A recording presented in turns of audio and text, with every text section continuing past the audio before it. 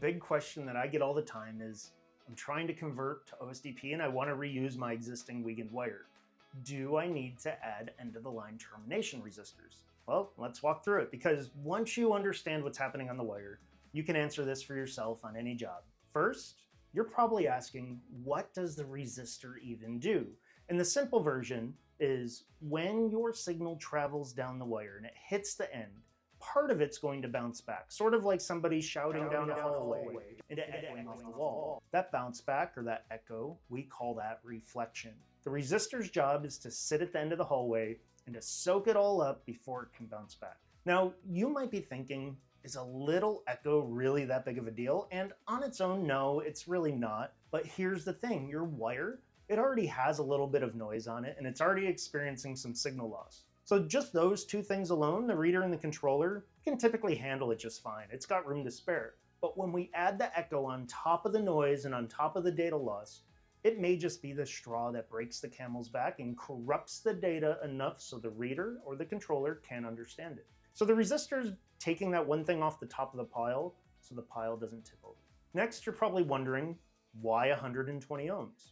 OSDP runs on a standard called RS45, and that standard was built around one specific cable type, and that was rated at 120 ohms. And this was intentional. If the cable's always 120, then the resistor's always 120.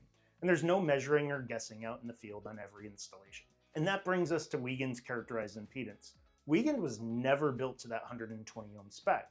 It usually comes in lower, often around 60 to 80 ohms, and it varies widely from cable roll to cable roll. So, a 120 ohm resistor on Wiegand, it's never going to be a perfect match. But here's the good news, and this is important. Even an imperfect match can help. That 120 ohm resistor, it still absorbs a good chunk of the reflection. It's not catching all of it, but it knocks that echo way down.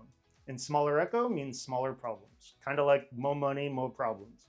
Just the opposite. On Wiegand, a resistor that doesn't perfectly match, it doesn't hurt anything, and it may just add some benefit. Now here's the part that matters most for reusing Wiegand cabling for OSDP.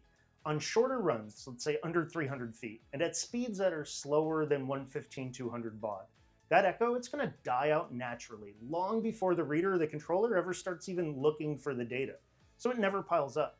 So reuse that Wiegand wire with confidence. Odds are it just works, especially for simple, short, and slower applications. So what's the catch? When does a resistor really become critical when reusing Wiegand cabling for OSDP? The real answer is when you're pushing the distance boundaries, when you're going more than 300 feet, and when you're talking at higher speeds, let's say 115/200 baud or higher.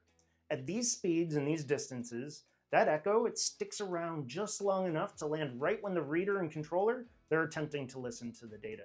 So if you're going longer distances and at higher speeds, then this is your moment to terminate.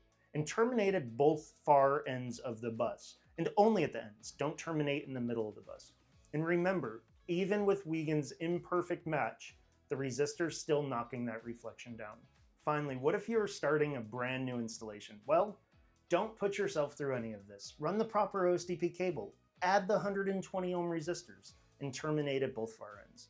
Design it and install it right from the very get-go. All right, let's bring this home. Look, the manufacturer's recommendations should really come first, because that's what you're going to be held to if things go wrong. But if you're attempting to reuse Wiegand cabling for OSDP and it's on a short and slower speed run, then you're likely fine, even without resistors. And if it works, then great, you just moved to OSDP the easy way. Congratulations. If it doesn't work, or if you have problems, then that's your signal to go back and maybe add those resistors. And if all else fails, then maybe you have to go back to the book and install it the official and proper way. That's the Mercury Minute. Stay open and stay secure, my friends. See you all next time.